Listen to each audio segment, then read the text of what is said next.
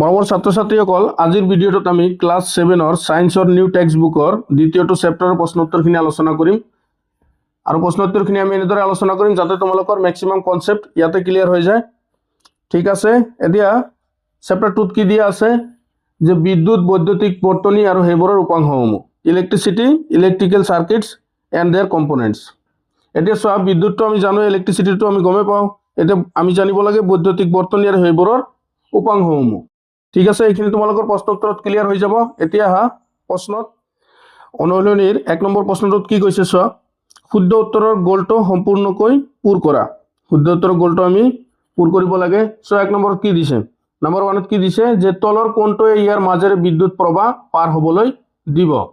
এটা বিদ্যুৎ প্ৰবাহ পাৰ হ'বলৈ দিব কোনটো পদাৰ্থ চোৱা, ডিএসএলআৰ কাঠি, প্লাষ্টিকৰ ফণী, মোহৰা ৰবৰ আৰু লোৰ গজাল। এতিয়া আমি জানো যে ডিএসএলআৰ কাঠি, প্লাষ্টিকৰ ফণী, ৰবৰ এইবোৰ কি, এইবোৰ হল বিদ্যুতৰ অপৰিবাহী। সো এইবিলাকৰ মাজেৰে আমাৰ কি নহয়, বিদ্যুৎ পাৰ নহয়। কিন্তু লোৰ গজাল ইয়াৰ মাজেৰে বিদ্যুৎ পাৰ হৈ যাব।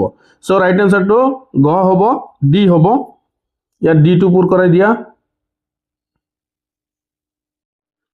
ইংৰাজীটো কি হ'ব, iron nail. Which one of the following will allow electric current to pass through it. এইটো হ'ব আইৰন নেইল, এইটো ডি হ'ব, ডি টো পূৰ কৰি দিয়া। নেক্সট চোৱা 2 নম্বৰত কি কৈছে, বৈদ্যুতিক বৰ্তনী এটাৰ সংযোগ বিচ্ছিন্ন কৰিবলৈ বা সম্পূৰ্ণ কৰিবলৈ ব্যৱহাৰ কৰা আহিলাটোৰ নাম কি। বৈদ্যুতিক বৰ্তনী এটাৰ সংযোগ বিচ্ছিন্ন কৰিবলৈ বা সম্পূৰ্ণ কৰিবলৈ। এতিয়া চোৱা, বৰ্তনী এটাৰ সম্পূৰ্ণ বা বিচ্ছিন্ন কৰিবলৈ আমি কি ব্যৱহাৰ কৰোঁ, সুইচ ব্যৱহাৰ কৰোঁ। সো এইটো রাইট আনসারটো কি হ'ব, খ। এইটো সুইচ হৈ যাব। সুইচে কি কৰে, সুইচে বৰ্তনীটো সম্পূৰ্ণ কৰে নাইবা বিচ্ছিন্ন কৰে। ঠিক আছে, সো ইয়াৰ আনসাৰটো হৈ যাব খ, বি টো হৈ যাব। কি কৈছে ইংৰাজীত, what is the name of the device that is use to either break or complete an electric circuit. So এইটো হৈ যাব সুইচ, সৰি ইয়াত হ'ব, বি টো পূৰ কৰাই দিয়া, এইটো হ'ব সুইচ। নেক্সট নাম্বাৰ 3, তলৰ কোনটো অন্তৰক। অন্তৰক মানে যাৰ মাজেৰে বিদ্যুৎ পৰিবাহী নহয়, বিদ্যুৎ প্ৰবাহ নহয়, তাৰমানে অপৰিবাহী। এতিয়া চোৱা কি কি দিয়া আছে আমাৰ, তাম, পাৰা, কাঁচ, সোণ। এতিয়া সোণ, পাৰা আৰু তামৰ মাজেৰে কি বিদ্যুৎ প্ৰবাহ হয়, কিন্তু কাঁচৰ মাজেৰে বিদ্যুৎ প্ৰবাহ নহয়। সো ৰাইট আনসাৰটো হ'ব গ, গটো হ'ব চি। সো চি টো পূৰ কৰাই দিয়া। আৰু ইয়াতো সি হৈ যাব। চোৱা কি কৈছে, which of the following is an insulator. Insulator কোনটো হ'ব, ইনসুলেটৰ হল যাৰ মাজেৰে কাৰেণ্টটো পাছ হয়, যাৰ মাজেৰে কাৰেণ্টটো পাছ নহয়। এতিয়া চোৱা কোনটো হ'ব, ইয়াতে গ্লাছ হ'ব। গ্লাছৰ মাজেৰে আমি জানো গ্লাছৰ মাজেৰে কাৰেণ্ট পাছ নহয়। সো ৰাইট আনসাৰটো হ'ব চি, চি পূৰ কৰাই দিয়া। নেক্সট 4 নম্বৰত, বাল্বৰ ফিলামেন্ট তৈয়াৰ কৰিবলৈ কোনটো ধাতু ব্যৱহাৰ কৰা হয়। এইটো ডাইৰেক্ট প্ৰশ্ন, এইটো আমি জানিব লাগিব যে বাল্বৰ ফিলামেন্টটো তৈয়াৰ কৰিবলৈ কি ব্যৱহাৰ কৰা হয়, টাংস্টেন। সো এইটো গ নম্বৰটো ৰাইট আনসাৰ হ'ব D, D is the right answer. ইয়াত চোৱা কি কৈছে যে which metal use to make the filament of the bulb. এইটো হৈ যাব টাংস্টেন।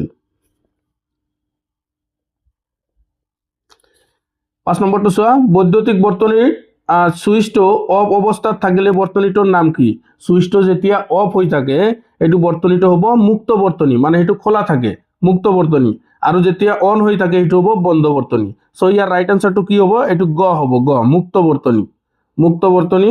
সো এইটো হৈ যাব সি, C is the right answer, গটো হৈ যাব।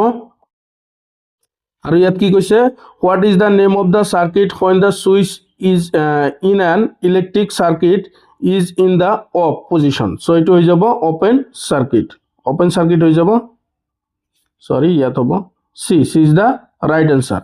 নেক্সট 4 নম্বৰটো কি কৈছে চোৱা, what is the name of the circuit when the switch in an electric circuit is in the on position। এইটো সার্কিটক কি কোৱা হ'ব, যেতিয়া অন পজিশনত থাকিব, সুইচটো অন থাকিলে এইটো সার্কিটক কি কোৱা হ'ব, এইটো কোৱা হ'ব close circuit, close circuit. So B is the right answer. So ইয়াত হ'ব বি, যেতিয়া সুইচটো অন থাকে এইটো সার্কিটক, সেইটো বৰ্তনী কি বৰ্তনী বুলি কোৱা হয়, বন্ধ বৰ্তনী। সো বি টো হ'ব ৰাইট আনসাৰ, বি টো হ'ব ৰাইট আনসাৰ। এতিয়া আহা 2 নম্বৰত। 2 নম্বৰত কি কৈছে, খালি ঠাই পূৰ কৰা। 1 নম্বৰত কি দিয়া আছে যে দুই বা ততোধিক কোষৰ সংমিশ্ৰণক কি বুলি কোৱা হয়। দুই বা ততোধিক কোষৰ সংমিশ্ৰণক কি বুলি কোৱা হয়? বেটাৰী বুলি কোৱা হয়। বেটাৰী বুলি কোৱা হয়। দুটা বা তাতকৈ বেছি যদি কোষ থাকে সেইটো কোৱা হ'ব বেটাৰী। কোষ যদি আমি সেল যদি এক লগ লগাই দিওঁ, দুটা বা তাতকৈ বেছি সেল আমি একলগে লগ লগাই দিলে সেইটো বেটাৰী বুলি কোৱা হ'ব। ঠিক আছে, আৰু এটা থাকিলে সেইটোক অকল কোষ বুলি কোৱা হ'ব। ঠিক আছে, সো ইয়াত কি কৈছে চোৱা, এক নম্বৰত the combination of two or more cells is called a battery. So লিখি দিয়া battery.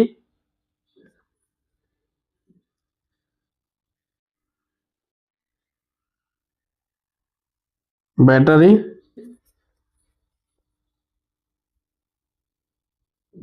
B A double T E R Y battery. Next চোৱা, 2 নম্বৰত কি কৈছে যে our body is a dash of electricity. আমাৰ বডিটো ইলেক্ট্ৰিসিটিৰ কি হয়? ইলেক্ট্ৰিসিটিৰ কন্ডাক্টৰ হয়। ইলেক্ট্ৰিসিটিৰ কন্ডাক্টৰ মানে পৰিবাহী হয়। সো ইয়াত লিখি দিয়া কন্ডাক্টৰ। ইয়াত ঠাই নহয়, ইয়াতে লিখি দিছো মই, খালি ঠাইত লিখিবা কন্ডাক্টৰ। কন্ডাক্টৰ কন্ডাক্টৰ আমাৰ শৰীৰটো বিদ্যুতৰ কি? বিদ্যুতৰ পৰিবাহী। বিদ্যুতৰ পৰিবাহী। আমাৰ শৰীৰৰ মাজেৰে কি হয়? বিদ্যুৎ প্ৰবাহ হয়। সো আমাৰ শৰীৰটো বিদ্যুতৰ পৰিবাহী হ'ব। ঠিক আছে, নেক্সট চোৱা number 3, an electric cell has dash terminals. Electric সেলত কেইটা টার্মিনেল থাকে? ইলেক্ট্রিক সেলত কেইটা টার্মিনেল থাকে? দুটা টার্মিনেল থাকে। সো ইয়াত হ'ব two terminals. An electric cell has two terminals. বৈদ্যুতিক কোষ এটাত কেইটা টার্মিনেল থাকে? দুটা। ইয়াত হ'ব দুটা টার্মিনেল থাকে। নেক্সট আহা 4 নম্বৰত যে বিদ্যুৎ কেৱল ড্যাশ বৰ্তনী এটাতহে প্ৰবাহিত হয়। কি কৈছে? বিদ্যুৎটো আমাৰ কোনটো বৰ্তনীত প্ৰবাহিত হ'ব? বন্ধ বৰ্তনীত। যেতিয়া বৰ্তনীটো বন্ধ থাকিব তেতিয়াহে আমাৰ বিদ্যুৎটো প্ৰবাহিত হ'ব। ঠিক আছে, সো ইয়াত বন্ধ লিখিবা, বন্ধ লিখি দিবা বন্ধ বৰ্তনী এটাতহে প্ৰবাহিত হয়। ইংৰাজীত কি হ'ব? ইংৰাজীত হ'ব electricity will only flow in an closed. ইয়াতে লিখি দিছো closed. Electricity will only flow in an closed circuit. Next 5 নম্বৰত কি? যিবোৰ সামগ্ৰী বিদ্যুতক সেইবোৰৰ মাজেৰে পাৰ হ'বলৈ দিয়ে সেইবোৰক কি বুলি কোৱা হয়? সেইবোৰক পৰিবাহী বুলি কোৱা হয়। সেইবোৰক বলা হয় পৰিবাহী।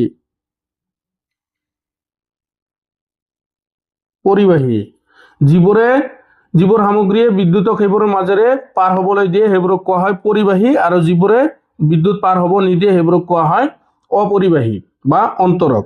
ঠিক আছে, আৰু ইংৰাজীত পাৰ হ'বলৈ দিয়া সামগ্ৰীক কি বুলি কোৱা হয়? কণ্ডাক্টৰ্ছ, আৰু যিবোৰে পাৰ হ'ব নিদিয়ে, বিদ্যুৎ পাৰ হ'ব নিদিয়ে, ইলেক্ট্ৰিচিটি পাৰ হ'ব নিদিয়ে সেইবোৰক কোৱা হয় ইনসুলেটৰ। ঠিক আছে, সো ইয়াত চোৱা 5 নম্বৰত ইয়াত কি হ'ব? Materials that allow electricity to pass through them are called কি হ'ব? কণ্ডাক্টৰ্ছ। এইটো হৈ যাব কণ্ডাক্টৰ্ছ। CONDUCTORS কণ্ডাক্টৰ্ছ। ঠিক আছে, তাৰপিছতটো চোৱা materials that do not allow electricity to pass through them are called. যিবোৰ মেটেৰিয়েলে কি কৰে? ইলেক্ট্ৰিচিটি পাছ কৰিবলৈ নিদিয়ে, সেইবিলাকৰ মাজেৰে ইলেক্ট্ৰিচিটি পাছ কৰিবলৈ নিদিয়ে সেইবোৰক কি বুলি কোৱা হয়? ইনসুলেটৰ্ছ।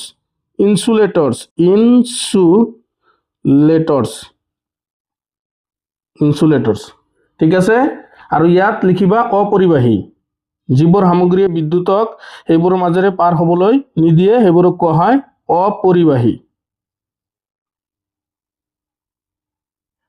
অপৰিবাহী। বা অন্তৰক। ঠিক আছে, নেক্সট চোৱা 7 নম্বৰত বাল্বৰ কেন্দ্ৰত জিলিকি থাকি পোহৰ দিয়া পাতল তাঁৰডালক কি বুলি কোৱা হয়? পাতল তাঁৰডালক বাল্বৰ মাজত যে জিলিকি থাকে সেই পাতল তাঁৰডালক কোৱা হয় ফিলামেন্ট। ঠিক আছে, এইটো মনত ৰাখিবা filament.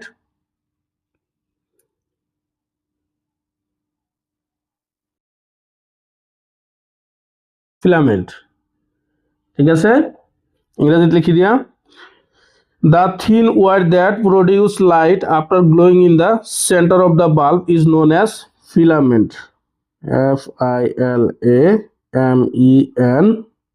FILAMENTS filaments.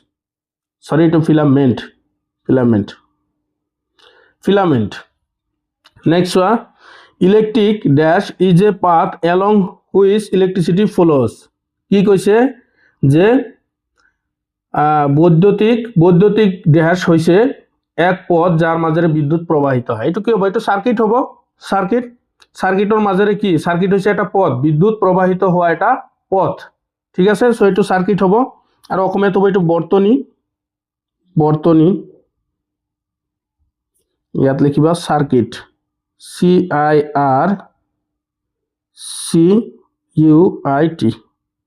Circuit. Electric circuit is a path along which electricity flows. ঠিক আছে, নেক্সট চোৱা 9 নম্বৰত কি কৈছে যে ড্যাশ হৈছে পদাৰ্থ এটা বিদ্যুতৰ পৰিবাহী নে অপৰিবাহী বা অন্তৰক নিৰ্ধাৰণ কৰিবলৈ ব্যৱহাৰ কৰা এক সঁজুলি। আমি কিহৰ জৰিয়তে আমি বস্তু এটা পৰীক্ষা কৰিব পাৰোঁ যে এইটো বিদ্যুতৰ পৰিবাহী নে অপৰিবাহী? সেইটো হ'ব টেষ্টাৰ। সো ইয়াত লিখিবা, এইটো অসমীয়াত লিখিবা পৰীক্ষক।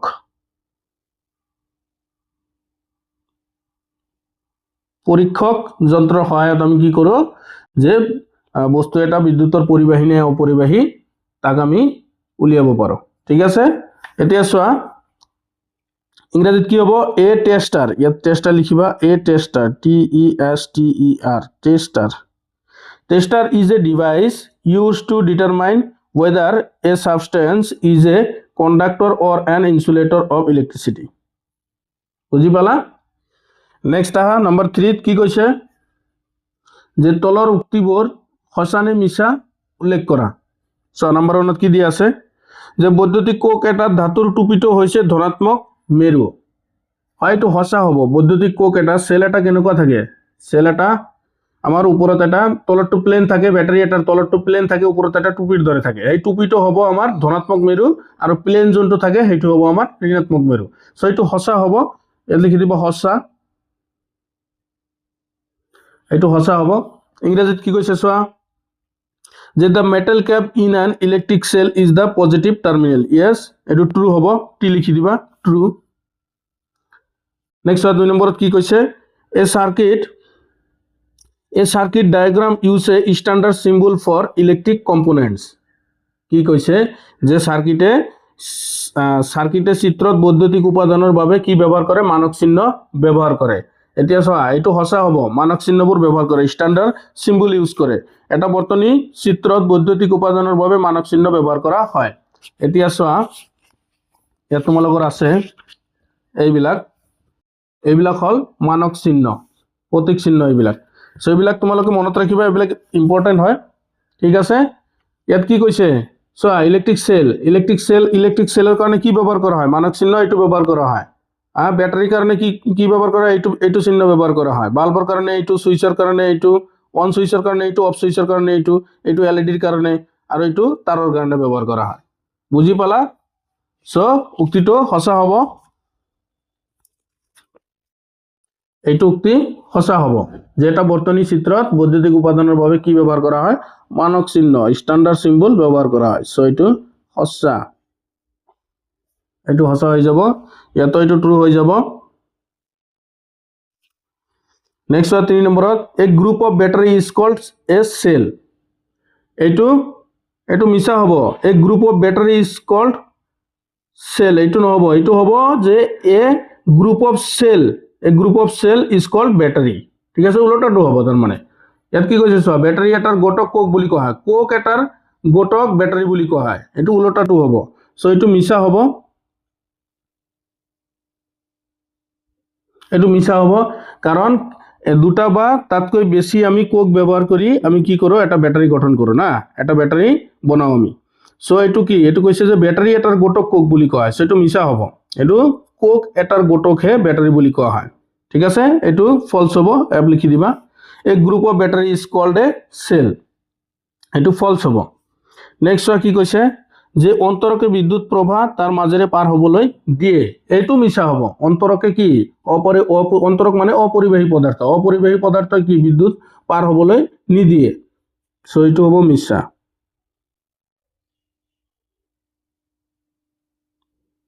এইটো মিছা হ'ব। এইটো ফলছ হৈ যাব যে insulators allow electric current to pass through them.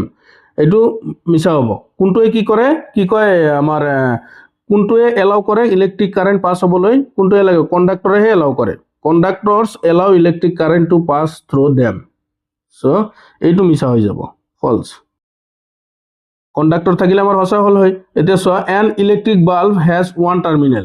কি কৈছে, ইলেক্ট্ৰিক বাল্বত এটা টাৰ্মিনেল থাকে। এটা বৈদ্যুতিক বাল্বত এটা টাৰ্মিনেল থাকে।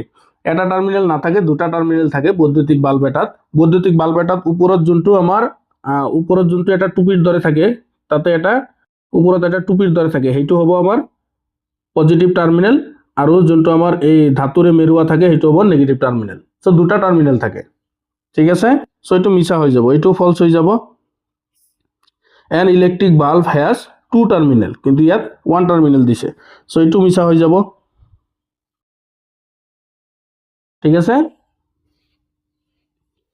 নেক্সট চোৱা কি কৈছে 6 নম্বৰত, যে যি বৰ্তনীত বৈদ্যুতিক প্ৰবাহৰ পথ বিচ্ছিন্ন কৰি ৰখা হয় সেই বৰ্তনীটোক মুক্ত বৰ্তনী বুলি কোৱা হয়। এতিয়া যি বৰ্তনীত বৈদ্যুতিক প্ৰবাহৰ পথ বিচ্ছিন্ন কৰি ৰখা হয়, খোলা ৰখা হয়, খোলা ৰাখিলে কি হ'ব, সুইচটো অফ ৰাখিলে কি হ'ব, এইটো মুক্ত বৰ্তনী হ'ব। ইয়েছ, এইটো সঁচা হ'ব, এইটো সঁচা হ'ব। যে N circuit in which the path of electric current is broken is called an open circuit. Yes, this is right hobo, eto true hobo. Plastic is a good conductor of electricity. Eto ki plastic to ki plastic ami jano বৈদ্যুতিকৰ এক অপৰিবাহী, বৈদ্যুতিকৰ এটা ভাল অপৰিবাহীৰ উদাহৰণ। So প্লাষ্টিকটো ইয়াত কি কৈছে, ইয়াত পৰিবাহী বুলি কৈছে, প্লাষ্টিকৰ মাজেৰে কাৰেণ্ট নাযায়, সো এইটো মিছা হ'ব, এইটো অপৰিবাহী হ'ব লাগিছিলে। প্লাষ্টিকৰ মাজেৰে কেতিয়াও কাৰেণ্ট নাযায়, সো এইটো হ'ব ফলছ। নেক্সট নম্বৰ 4ত কি কৈছে, তলত দিয়া কথাবোৰ মিলোৱা। আচ্ছা, বৈদ্যুতিক কোকটো কি, এইটো কাৰ লগত মিলিব, বৈদ্যুতিক কোকটো হ'ল যে এবিধ আহিলা যি ৰাসায়নিক শক্তিক বৈদ্যুতিক শক্তিলৈ ৰূপান্তৰিত কৰে। এইটো হ'ব, এইটো বৈদ্যুতিক কোকটো হৈ যাব খৰ লগত, যে ৰাসায়নিক শক্তিক কি বৈদ্যুতিক শক্তিলৈ ৰূপান্তৰিত কৰে। আৰু এটা বৈদ্যুতিক সুইচে কি কৰে, সুইচে আমাৰ বৰ্তনীটো সম্পূৰ্ণ কৰে নাইবা বিচ্ছিন্ন কৰে। সো এইটো হৈ যাব ক, যে ই হৈছে এক সৰল আহিলা যি বৰ্তনী এটা সম্পূৰ্ণ কৰে বা ইয়াক বিচ্ছিন্ন কৰে। নেক্সট বন্ধ বৰ্তনীটো হ'ল যে বৰ্তনী য'ত বৈদ্যুতিক প্ৰবাহৰ পথ সম্পূৰ্ণ বন্ধ থাকে, এইটো হ'ব বন্ধ বৰ্তনী, এইটো গটো হৈ যাব। আৰু ফিলামেন্ট হ'ব পোহৰ নিৰ্গত কৰা বাল্ব এটাত থকা পাতল তার, ঠিক আছে। সো ইয়াতো মিলাই দিয়া, যে an electric cell device which converts chemical energy into electrical energy, so এইটো হৈ যাব। তাৰপিছত an electric switch, এইটো হৈ যাব, it is a simple device that either complete the circuit or break it, এইটো হৈ যাব। আৰু ক্লোজ সার্কিট হৈ যাব, circuit in which the path of electric current is complete or closed। আৰু ফিলামেন্ট হৈ যাব, thin wire in a light bulb that emits light। বুজি পালা? নেক্সট 5 নম্বৰত ইয়াত কি কৈছে চোৱা, চিত্ৰ 2.21 এ এন বিত, এইটো চিত্ৰ 2.21 এ আৰু বি দুটা সাৰ্কিট দিয়া আছে আমাক।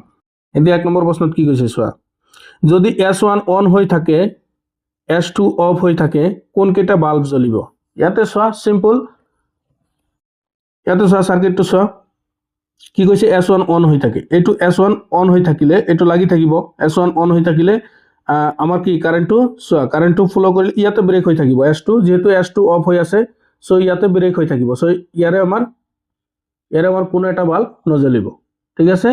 আৰু ইয়াত চোৱা কি হয়, ইয়াত যেতিয়া S1 অন হৈ থাকে, S1 অন হৈ থাকিলে এইটো বন্ধ হৈ থাকিলে কারেন্টটো ফ্লো কৰিব এইফালে, কাৰেন্টটো এইফালে ফ্লো কৰি এইটো লাইট পাব, আকৌ এইটো যাই আমাৰ ব্যাটাৰীত আহিব, সো এইটো L1 টো জ্বলিব, কিন্তু L2 টো চোৱা চিঙা আছে ইয়াতে S2, সো L2 টো নজ্বলিব। এই নম্বৰ 1ত হ'ব অকল L1 টো জ্বলিব বি চিত্ৰত, ঠিক আছে। নেক্সট 2 নম্বৰত চোৱা, S1 অফ হৈ থাকে S2 অন হৈ থাকে কোন কেইটা বাল্ব জ্বলিব। এতিয়া যদি S2 অন হৈ থাকে S1 অফ হৈ থাকে, ইয়াতো এটাও নজ্বলিব, যেহেতু ইয়াত আমাৰ এইটো আমাৰ কি ব্ৰেক হৈ থাকিব, তাৰ এটা ব্ৰেক হৈ থাকিব, S2 হওক S1 হওক, তাৰ এটা যিকোনো এটা ব্ৰেক হৈ থাকিলে আমাৰ কোনো এটা বাল্ব নজ্বলে। কিন্তু ইয়াত চোৱা, ইয়াত কি হ'ব, S2 যেতিয়া কি হৈ থাকিব, অন হৈ থাকিব। ইয়াত চোৱা S2 ইয়াতে আছে, S2 অন হৈ থাকিলে ইয়াত চোৱা বৰ্তনীটোত ইয়াত চিঙা থাকিব, চিঙা থাকিলে আমাৰ কাৰেণ্টটো পাছ নহ'ব, কাৰেণ্টটো ইয়াত পাছ নহ'লে ইয়াতো পাছ নহ'ব, ঠিক আছে। চ' ইয়াতো আমাৰ এটাও নজ্বলিব। চ' নাম্বাৰ 2ৰ কাৰণে A আৰু B দুয়োটাতে আমাৰ কোনো এটা বাল্ব নজ্বলে, ঠিক আছে। নাম্বাৰ 3 চোৱা, S1 আৰু S2 দুয়োটা অন হৈ থাকিলে এই দুয়োটা জ্বলিব, বাকী এই দুয়োটা জ্বলিব, গোটেইকেইটা বাল্বে জ্বলিব, ঠিক আছে। আৰু নম্বৰ 4ত চোৱা, যদি S1 আৰু S2 দুয়োটা অফ হৈ থাকিলে এটাও বাল্ব নজ্বলে ইয়াত, আৰু ইয়াতো এটাও বাল্ব নজ্বলে, দুয়োটা অফ হৈ থাকিলে, ঠিক আছে। বুজি পালা? ইয়াৰ উত্তৰটো তোমালোকে এনেদৰে কৰিবা। প্ৰথমতে তোমালোকে A বৰ্তনীৰ কাৰণে, নেক্সট তোমালোকে B বৰ্তনীৰ কাৰণে কৰিবা। চোৱা, ইয়াত উত্তৰটো মই লিখি ৰাখিছো, ইংৰাজী আৰু অসমীয়া দুয়োটা মাধ্যমতে আছে। চোৱা, এইটো বৰ্তনী এৰ ক্ষেত্ৰত, ঠিক আছে। বৰ্তনী এৰ ক্ষেত্ৰত কি হ'ব, যে কোনো বাল্ব নজ্বলিব, এৰ ক্ষেত্ৰত কোনো বাল্ব নজ্বলিব, নো বাল্বস উইল গ্লো। আৰু 2 নম্বৰতো এৰ ক্ষেত্ৰত কোনো এটা বাল্বে নজ্বলে, এৰ ক্ষেত্ৰত, চ' কোনো বাল্ব নজ্বলিব, নো বাল্বস উইল গ্লো। আৰু 3 নম্বৰত কি কৈছিল, 3 নম্বৰত কৈছিল যে দুয়োটাই অন হৈ থাকিলে, S1 আৰু S2 দুয়োটাই অন হৈ থাকিলে আমাৰ এই বৰ্তনীটোত কি দুয়োটা বাল্বে জ্বলিব, both L1 and L2 will glow। আৰু 4 নম্বৰত দুয়োটাই অফ হৈ থাকে সুইচ, চ' কোনো বাল্ব নজ্বলিব, নো বাল্বস উইল গ্লো। এতিয়া বৰ্তনী বিৰ ক্ষেত্ৰত, এতিয়া ইংৰাজীত লিখিবা যে ইন কেছ সাৰ্কিট বি আৰু ইন কেছ সাৰ্কিট এ, ঠিক আছে। এতিয়া চোৱা, 1 নম্বৰত কি আছে, যে S1 টো অন হৈ আছে, S2 টো অফ হৈ আছে, তেতিয়া আমাৰ অকল L1 টোহে জ্বলিব, অকল এই L1 টোহে জ্বলিব, ঠিক আছে। L1 will glow. আৰু 2 নম্বৰত যেহেতু আমাৰ S1 টো অফ হৈ থাকে, S2 টো অন হৈ থাকে, চ' এটাও বাল্ব নজ্বলে, চ' ইয়াত হ'ব কোনো বাল্ব নজ্বলিব, নো বাল্বস উইল গ্লো। আৰু 3 নম্বৰত যেহেতু দুয়োটাই আমাৰ অন হৈ থাকে সুইচ, তো L1 আৰু L2 দুয়োটাই জ্বলিব, both L1 and L2 will glow। আৰু 4 নম্বৰত যেহেতু দুয়োটাই অফ হৈ থাকে, কোনো বাল্ব নজ্বলিব, নো বাল্বস উইল গ্লো, ঠিক আছে। বুজি পালা? নেক্সট আহা নাম্বাৰ 6ত, যে ডাইথনে চিত্ৰ 2.22ত দেখুৱাৰ দৰে বৰ্তনীটো তৈয়াৰ কৰিছে। এইটো 2.2 ডাইথনে এইটো চিত্ৰ, এইটো বৰ্তনী কি কৰিছে, এইটো বৰ্তনী তৈয়াৰ কৰিছে। এতিয়া সুইচটো অন ৰখাৰ পাছতো বৈদ্যুতিক চাকিটো জ্বলি নাথাকে, এতিয়া সুইচটো অন কৰিলেও বৈদ্যুতিক চাকিটো নজ্বলে। এই ত্ৰুটিপূৰ্ণ কাৰ্যপদ্ধতিৰ সম্ভাব্য কাৰণ কি হ'ব পাৰে? কৈছে যে বাল্বটো যে নজ্বলে, ডাইথনে বনোৱা এই বৰ্তনীটোত এই সুইচটো অন কৰাৰ পাছতো যে এই বাল্বটো নজ্বলে, তেতিয়া আমাৰ ইয়াৰ সম্ভাব্য কাৰণসমূহ কি হ'ব পাৰে? ইয়াৰ ত্ৰুটিপূৰ্ণ এই পদ্ধতিটোৰ সম্ভাব্য কাৰণসমূহ কি হ'ব পাৰে? চ' এইখিনি আমি লিখিব লাগে। ইয়াত চোৱা কৈছে, ডাইথন has made the circuit as shown in figure 2.22 even after keeping the switch on the lamp does not glow. What can be the possible reason for this faulty operation? যে পসিবল ৰিজনবোৰ কি হ'ব পাৰে, এই ফল্টি অপাৰেশ্যনটোৰ পসিবল ৰিজনবোৰ কি হ'ব পাৰে। চোৱা, ইয়াৰ এনসাৰখিনি এনেদৰে কৰিবা, একেবাৰে ইজি হয়। চোৱা, সম্ভাব্য কাৰণসমূহ এনেদৰে লিখিবা যে মেইন আমাৰ ফাৰ্ষ্ট কি হ'ব পাৰে, আমাৰ বেটাৰীটো আমাৰ হ'ব পাৰে, ডেড হ'ব পাৰে, বেটাৰীটো ডেড হ'ব পাৰে, বেটাৰী ডেড হ'লে তোমাৰ বাল্বটো নজ্বলিব। চ' ইয়াত ফাৰ্ষ্ট কাৰণটো লিখিবা যে বেটাৰীৰ শক্তি শেষ হৈ থাকিব পাৰে, ঠিক আছে। সংযোগ ঢিলা বা ভুল হ'ব পাৰে, আমাৰ কানেকশ্যনটো ঢিলা হ'ব পাৰে, ঠিক আছে। সংযোগ ঢিলা বা ভুল হ'ব পাৰে, তাৰ চিঙা থাকিব পাৰে, তাৰটো ক'ৰবাত চিঙা থাকিব পাৰে, বা বাল্বটো নষ্ট হ'ব পাৰে, বাল্বটো ফিউজ হ'ব পাৰে, ঠিক আছে। ইংৰাজীত লিখিবা যে the possible reasons are the battery may be dead, the connection may be loose, the wire may be broken, the bulb may be fused, ঠিক আছে। এইখিনি লিখি দিলে হৈ যাব, ধুনীয়াকৈ লিখি দিবা। চোৱা, নেক্সট আহা,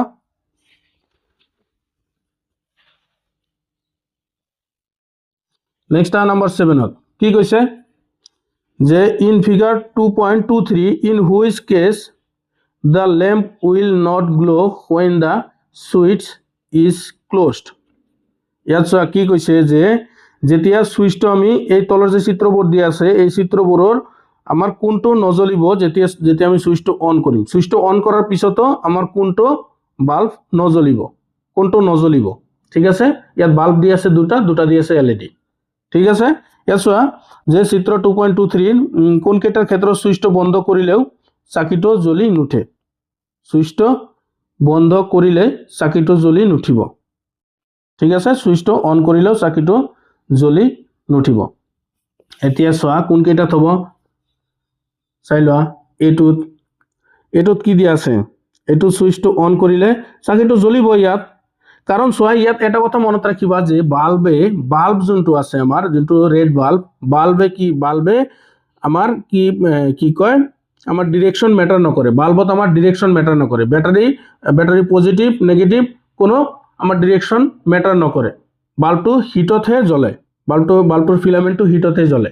চ' এইটো জ্বলিব। ঠিক আছে, আৰু এইটোও জ্বলিব। ইয়াত অকল বেটাৰীটো চেঞ্জ কৰি দিয়া হৈছে। চোৱা এইটো ডাঙৰটো প্লাছ আৰু সৰুটো মাইনাছ। ঠিক আছে, এইফালে প্লাছ আছে এইফালে মাইনাছ আছে। আমাৰ অকল কাৰেণ্ট ফ্লো কৰিলেই বাল্বটো জ্বলিব। আমাৰ যোনটো বাল্ব আছে ফিলামেণ্ট থকা যোনটো বাল্ব আছে আমাৰ অকল কাৰেণ্ট পাছ কৰিলেই কাৰেণ্ট ফ্লো কৰিলেই বাল্বটো জ্বলিব। চ' ইয়াতো জ্বলিব ইয়াতো জ্বলিব। ঠিক আছে, কিন্তু এলইডিৰ ক্ষেত্ৰত আমাৰ ডিৰেকশ্যন মেটাৰ কৰে। এলইডিৰ ক্ষেত্ৰত আমাৰ পজিটিভ ফালৰ পৰাহে যাব লাগিব। পজিটিভ ফালৰ পৰা এলইডিৰ পজিটিভ সাইডত যাব লাগিব। পজিটিভ ফালৰ পৰাহে কাৰেণ্টটো ফ্লো কৰিব লাগিব, তেতিয়াহে আমাৰ কি হ'ব এলইডিটো জ্বলিব। তো এই দুটাতো আমাৰ কোনো কনফিউজ নাই, এই দুটা আমাৰ জ্বলিব। আমাৰ কানেকশ্যন যেনেকুৱাই হওক, বেটাৰী উলটা হওক কি হওক, এই দুটা বাল্ব আমাৰ জ্বলিব। ফিলামেণ্ট থকা বাল্ব কোনো কানেকশ্যন মেটাৰ নকৰে। ঠিক আছে, নেক্সট এই দুটাত চোৱা। এই দুটাত আমাৰ কি হ'ব, এই দুটাত চোৱা ইয়াত আমাৰ কি আছে, এইটো মাইনাছ আছে, এইটো মাইনাছ আৰু এইটো কি আছে প্লাছ।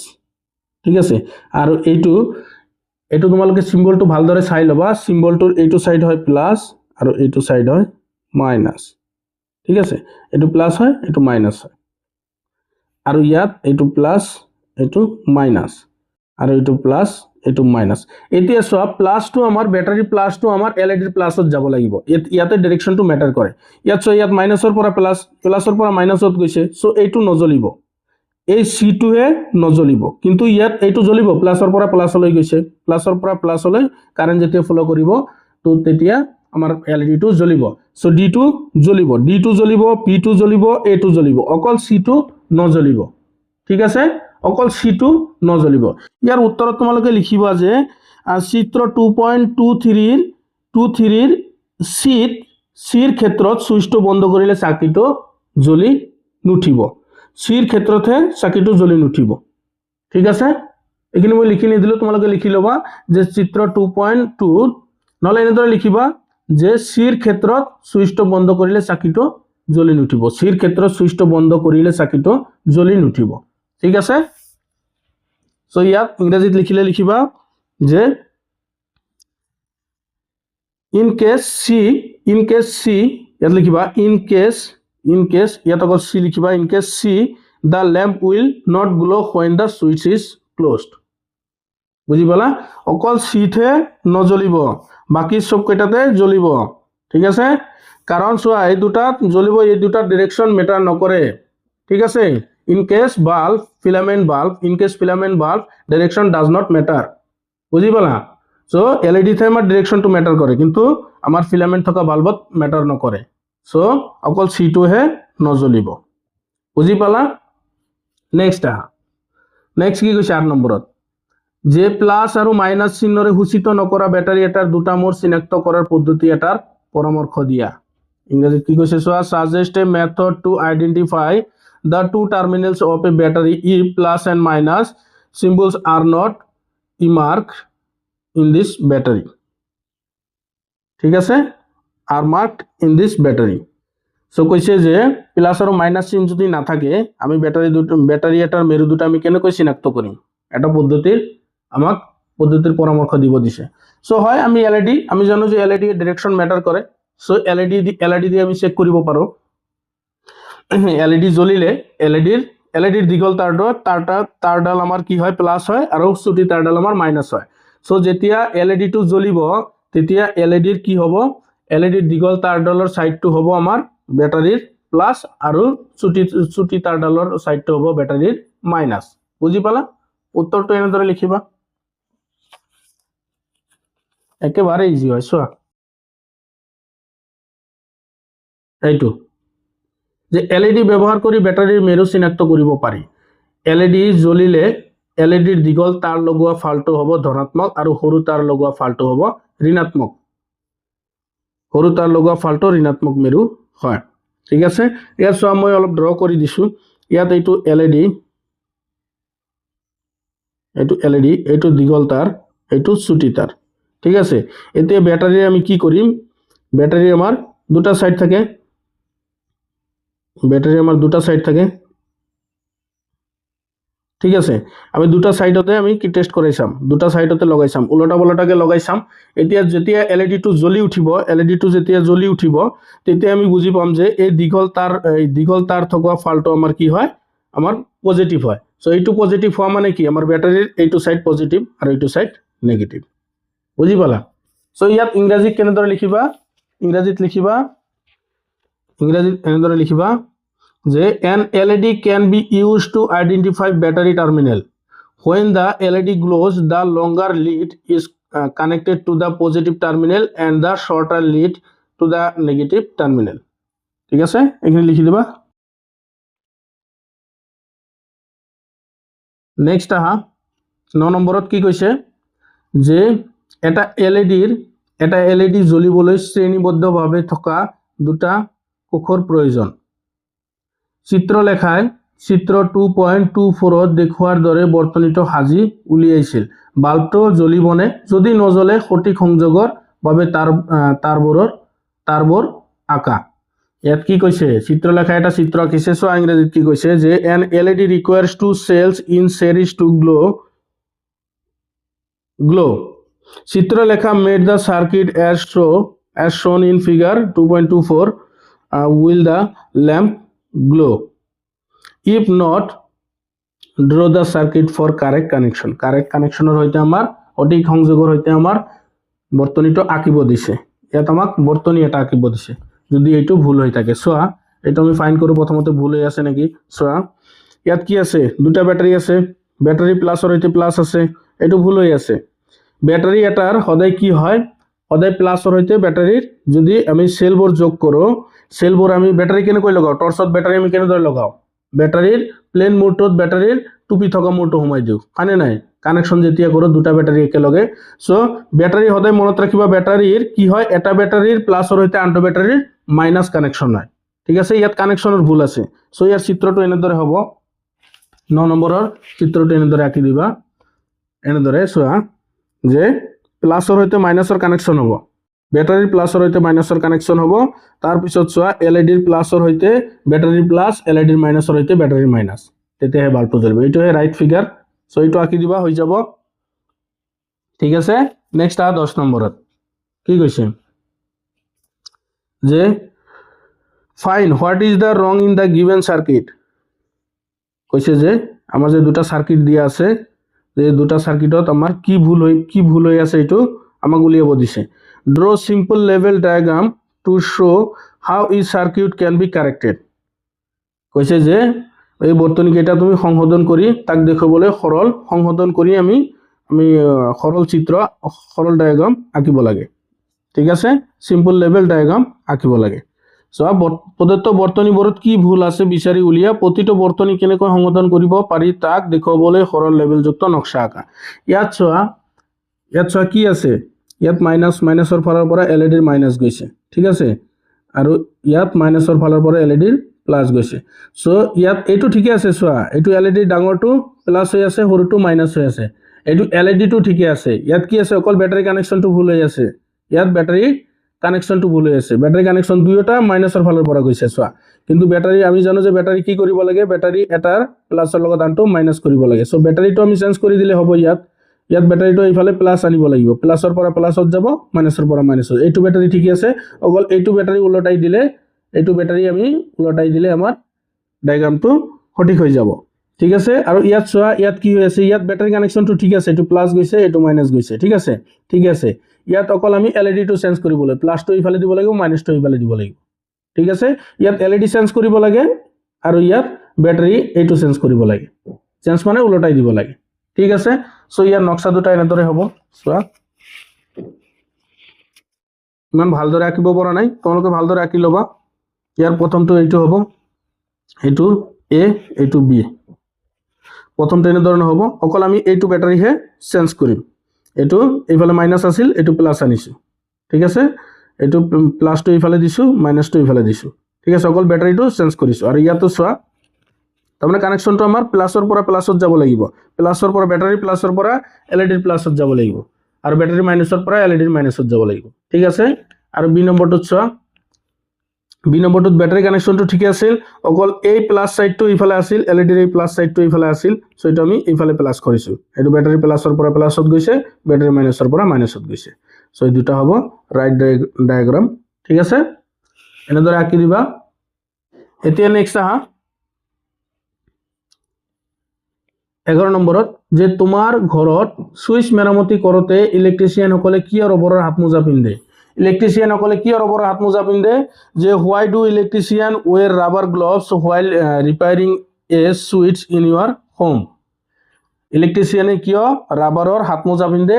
কাৰণ আমি জানো ৰবৰটো হ'ল কি, এটা বিদ্যুতৰ অপৰিবাহী পদাৰ্থ, আৰু তাৰ মাজেৰে বিদ্যুৎ প্ৰবাহিত নহয়, সেইকাৰণে ইলেক্ট্ৰিচিয়ানে কি কৰে, আৰু ৰবৰৰ হাতমোজা পিন্ধে যাতে শক নালাগে, ঠিক আছে। ইয়াৰ উত্তৰটো এনেদৰে লিখিবা। এইটো 2 নম্বৰৰ প্ৰশ্ন হ'ব, 2 বা 3 নম্বৰৰ প্ৰশ্ন হ'ব। ইয়াৰ উত্তৰটো এনেদৰে লিখিবা। চোৱা, যে ৰবৰ এবিধ বিদ্যুতৰ অপৰিবাহী পদাৰ্থ, সেয়েহে ইলেক্ট্ৰিচিয়ানসকলে বৈদ্যুতিক আঘাত নাপাবলৈ সুৰক্ষা হিচাপে ৰবৰৰ হাতমোজা পিন্ধে, ঠিক আছে। একেবাৰে ছুটিও নহয়, এইটো একচুৱেলি 2 নম্বৰৰ প্ৰশ্ন আহিব, ঠিক আছে। নেক্সট চোৱা, ইংৰাজীত এনেদৰে লিখিবা, যে rubber is an electrical insulator. Rubber is an electrical insulator, so electrician wear rubber gloves for safety to avoid electric shock while working, ঠিক আছে, এনেদৰে লিখি দিবা। নেক্সট 12 নম্বৰত আহা, যে বিদ্যুৎ উপযোগী হোৱা সত্ত্বেও ই বিপদজনকো হ'ব পাৰে, কেনেকৈ? এই বিষয়ে এটা দলত আলোচনা কৰা। যে how is electricity dangerous even though it is useful, have a group discussion on this topic. এইটো আমাক এটা গ্ৰুপ ডিছকাশ্যন কৰিব দিছে, চ' ইয়াৰ উত্তৰ এনেদৰে লিখিবা। চোৱা, যে বিদ্যুৎ উপযোগী হ'লেও ই বিপদজনকো হ'ব পাৰে। খোলা তাৰত হাত লাগিলে মানুহে বৈদ্যুতিক আঘাত পায় আৰু মৃত্যু হ'ব পাৰে। চুটি বৰ্তনী হ'লে ঘৰ দুৱাৰত জুই লাগিব পাৰে, ঠিক আছে। চুটি বৰ্তনী মানে শ্বৰ্ট চাৰ্কিট হ'লে আমাৰ ঘৰত জুই লাগিব পাৰে। এইটো ইংৰাজীত লিখিবা। Although electricity is useful, it can also be dangerous. If a person touches a wire, they may get an electric shock and can even die. A short circuit may cause a fire in houses. বুজি পালা? এইখিনি লিখি দিবা, ঠিক আছে।